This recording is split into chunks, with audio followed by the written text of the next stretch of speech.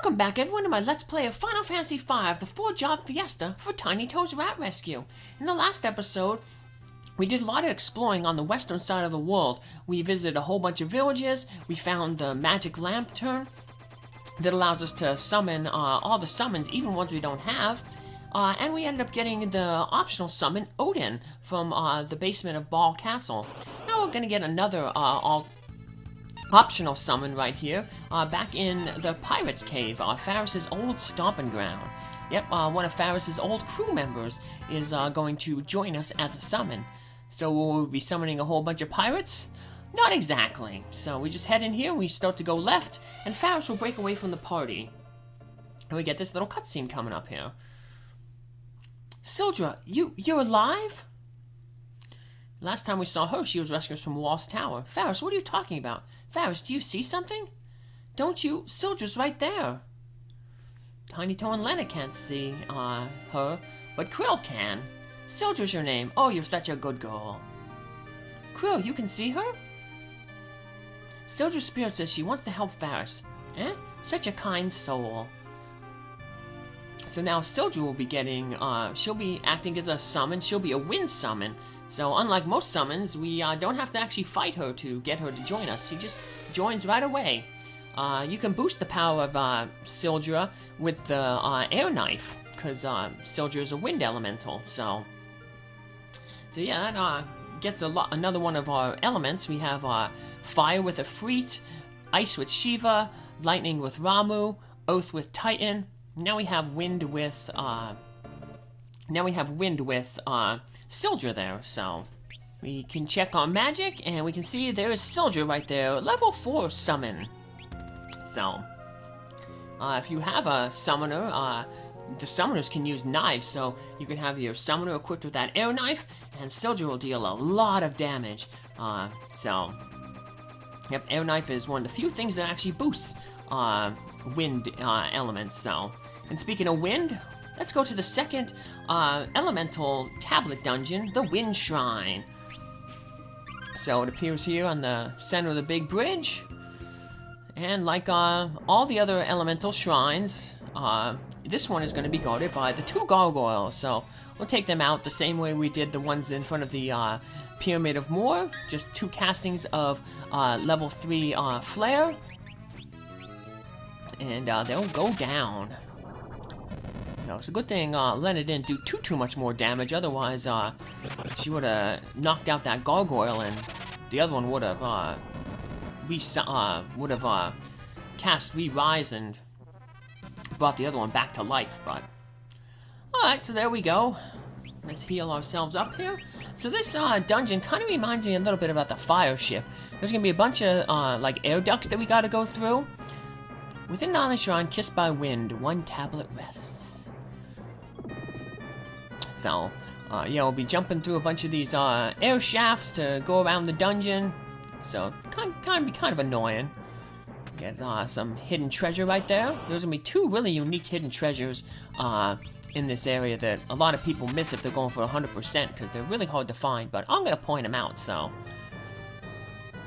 sneak in here, and here we get into our first little air shaft. And we step in front of it and just sucks us up and pulls us around.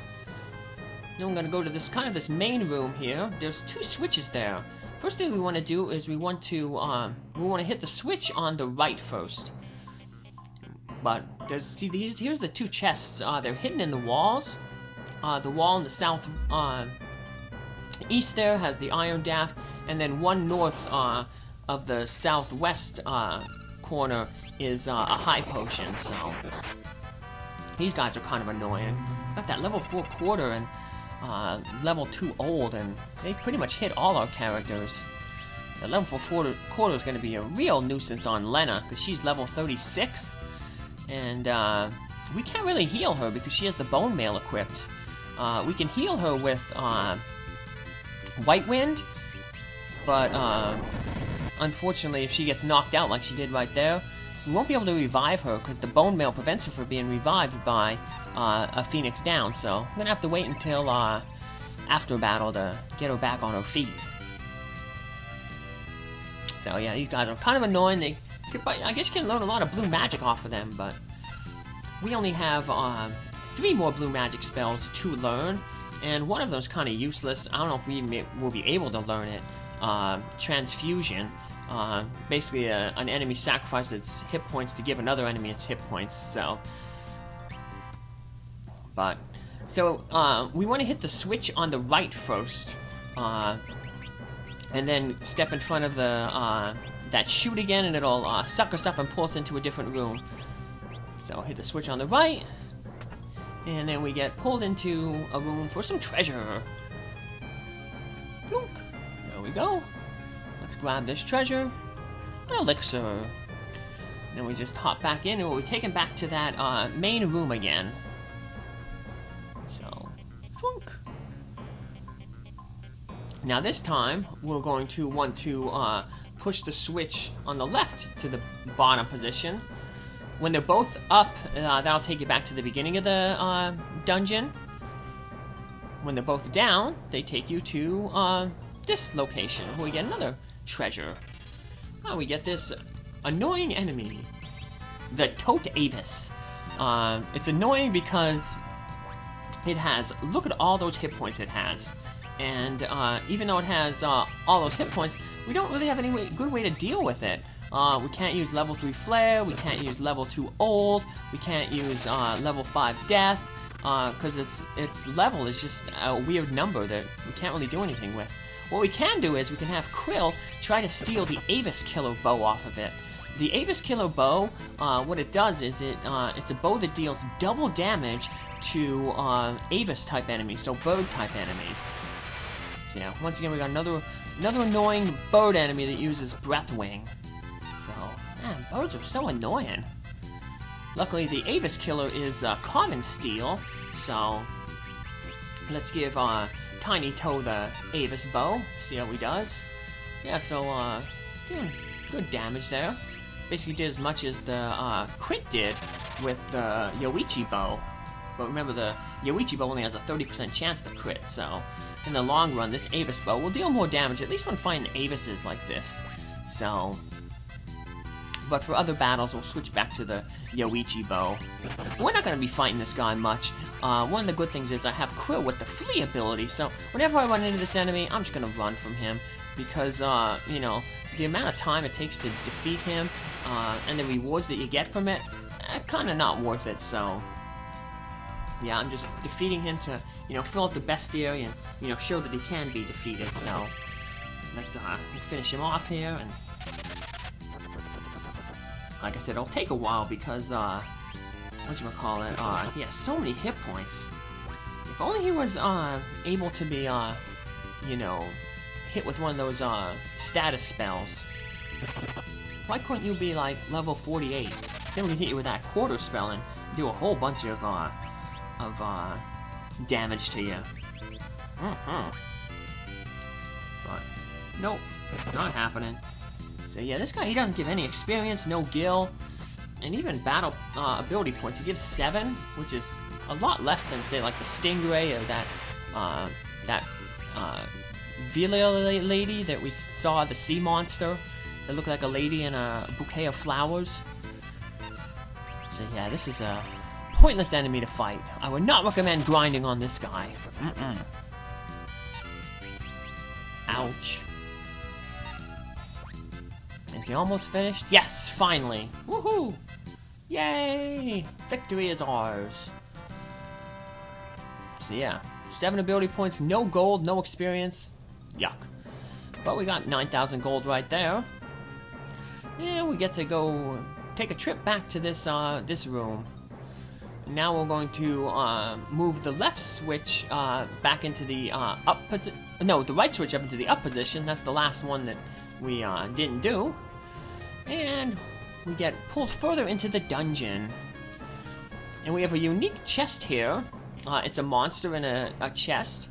And it can be either one of 2 monsters. This is the only time that you can encounter these monsters. And they're not in the game's bestiary, so I guess because they realized that you can only encounter one or the other.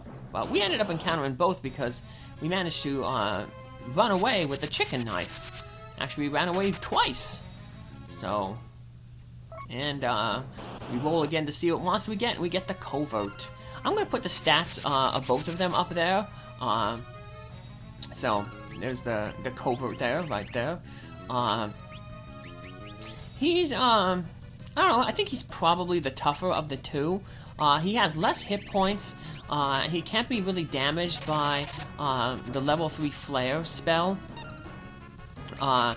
We could hit him with the level 4 quarter, but the problem with this guy, what it ends up doing is eventually he'll cast this illusion spell, and see how his shadow changed from like black to orange there. Yeah, he basically has like a whole bunch of illusions, so we have to fight a whole bunch of him. So I'm just gonna switch out the chicken knife because I don't want to run from this battle after we did all this damage to him already. So yeah, once he starts using those illusions, he starts casting that blaze spell, and that could hurt, you know. Unfortunately, it knocked out Lena there before we got the white wind up to heal her. So, yep, she'll be out for the rest of the battle. But yeah, as we keep doing damage, eventually, you know, it defeats the illusions, and then eventually he'll just run away. He'll be like, okay, that's enough, and then he'll flee the battle. But we have to take out all his illusions. Now, there's the Pantera's stats. We can hit it with, you know, level 2 old. We can hit it with a level 3 flare. So he's probably a little bit easier, even though he has more hit points. But he doesn't have that illusion status, so. And unfortunately we can't. But yeah, now he's back to his regular self here, because you can see his shadow is back to the normal black, the standard shadow color. So just a few more rounds and we'll finish him off here. So he's almost done. Bonk. And then he'll, like I said, he'll give a message like he's run away. Oh, we got a Mysidian rabbit. It's dressed like a black mage with a straw hat and the black robes.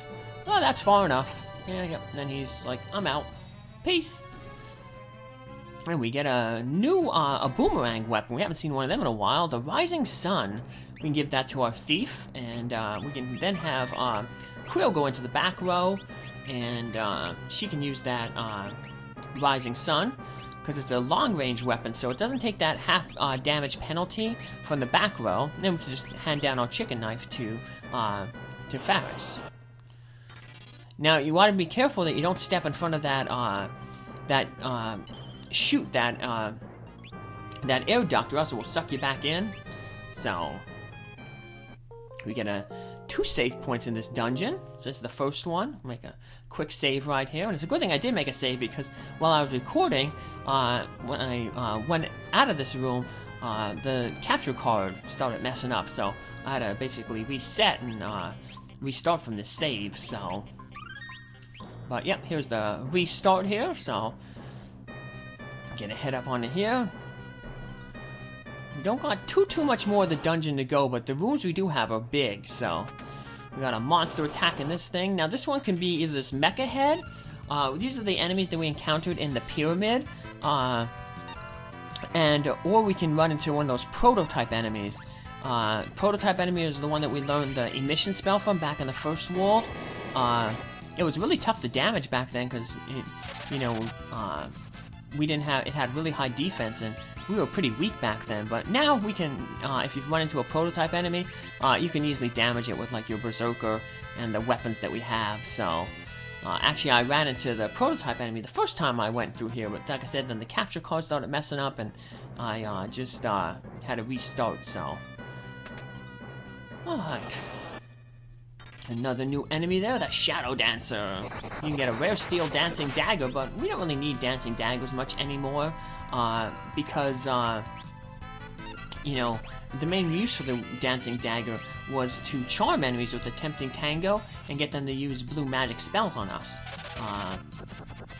But we don't have to really worry about that anymore, so, because we have 2 blue magic spells, I think, only left to learn. The Transfusion, which is like we really can't learn, and then we have the a Mind Blast spell, which we will learn from the boss in this area. So those are not spells that we need to control the enemy to learn, so... Oh, no, there's one more other spell. There's a roulette spell. So yeah, we have 3 blue magic spells to learn. And like I said, the only one that we might need to confuse the enemy with is the transfusion spell. But that's not a useful spell at all. I don't think I've ever used that spell in any game I use, so... If we miss that one, that's okay. And Mind Blast isn't all that good of a spell either, and neither is the roulette. Basically, it casts the roulette wheel, and if it lands on an enemy, whoever it lands on, it basically just gives like an instant death attempt to that. So, all right. Now you see that little pass-through over there to the right? You might think, oh, let's go in that way, but we don't want to go that way because it just leads to it's a trap. There's a hole there, and it will knock us down to the floor below. That's going to be common coming up. In the next room, there's going to be like hidden floors that will drop us down. So, well, no, not the next room, the room after this. I totally forgot about this room because it's so tiny. It's tiny like me! But this room, it has 2 treasure chests on it, and you don't want to approach the treasure chest from the front, because if you hit them from the front, there's a hole that'll knock you down. And it basically takes you to this room that's it's just a long corridor, and you can either go up the left or the right. There's stairways to the left or the right, and you'll see those stairways when we're getting the treasure chests. But both of them take you to, those stairways take you back up to this room, so you don't have to go too far if you do fall down one of those holes, but it's better not to fall down the hole in the first place, so just grab the treasure chest from the back end and you'll be fine. Just follow my advice right here. That's what I'm here for, minions, to, show you how to play this game and, raise some money for Tiny Toes Rat Rescue. Yep. So, yeah, there's the stairway on the left there, and there's the stairway on the right there. Like I said, if you fall down the hole, you'll just be in a room. There's just a long tunnel and stairway on the left and the right. So, got another save point. So the boss is in the next room. I'm gonna head into the next room though, not to fight the boss, but there's 2 more treasure chests.